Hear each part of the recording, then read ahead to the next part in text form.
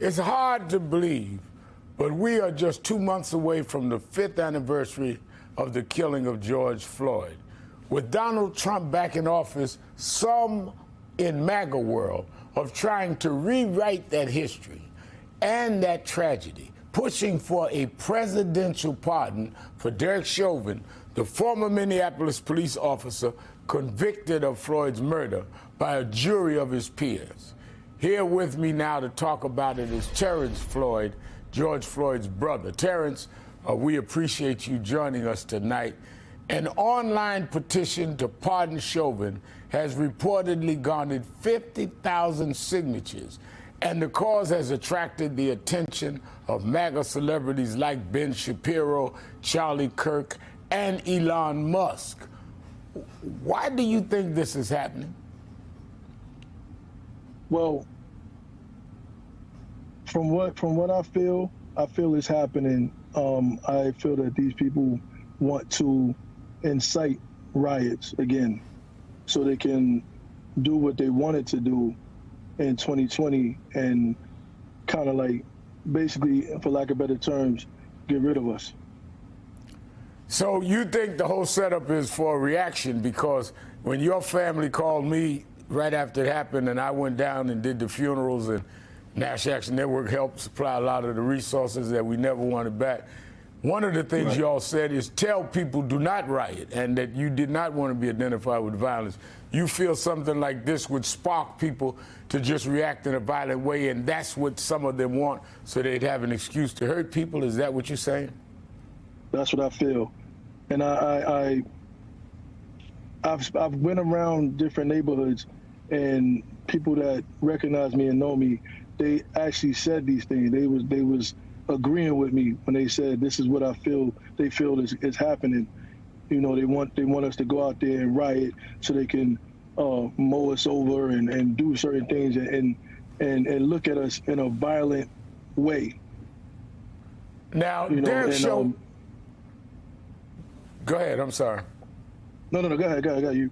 No, I was getting ready to say Derek Chauvin's federal charges for violating your brother's civil rights resulted in a 21-year sentence, which he is serving concurrently with his 22-and-a-half-year state sentence for murder, meaning that a federal pardon wouldn't have any impact on the time Chauvin spends in jail. What do you think the point of all of this is? He wouldn't get out of jail because he still would be in under state charges. So why would people like Musk and all of them, what point are they making when they know it won't free him from his incarceration? Well, I don't think they're making any point. You know, I stand on what I said before with Shapiro. They need to stay in their lane.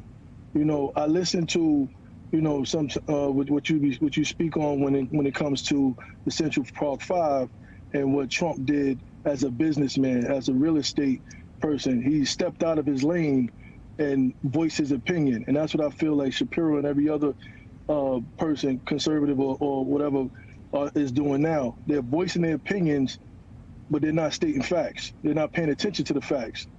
And because there's a videotape of what Chauvin did to your brother. That's what helped to convict him. You know, the topic of Chauvin's pardon came up at the White House Daily Briefing on Wednesday. Listen to this, Terrence. Some prominent Trump supporters have been making the case that Derek Chauvin deserves a pardon. They argue that he did not receive a fair trial. Joe Biden and other Democrats actually implied that he was guilty while the trial was going on. BLM rioters had these jurors under immense threat and pressure. Mainstream media, frankly, many news outlets here today are complicit here. They chose to ignore the autopsy report. They chose to ignore the full body camera footage.